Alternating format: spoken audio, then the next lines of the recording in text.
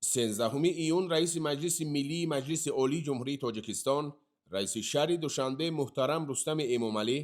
бо ҳамроҳии президенти Ассотсиатсияи Байналмилалии бокс Умар Кремлёв дар ноҳияи Синои пойтахт бо гузоштани санги асос ба корҳои сохтмонии маҷмӯаи бокс ва меҳмонхонаи панҷситорадор оғоз бахшиданд.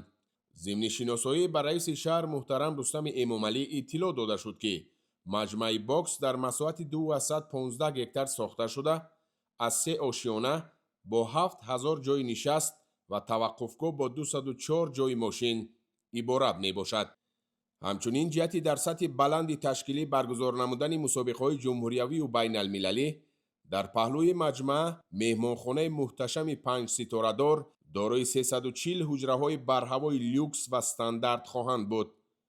баъд аз шиносоӣ,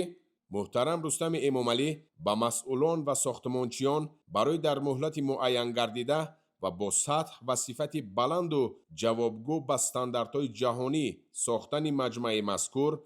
дастур ва маслиҳатҳои муфид доданд.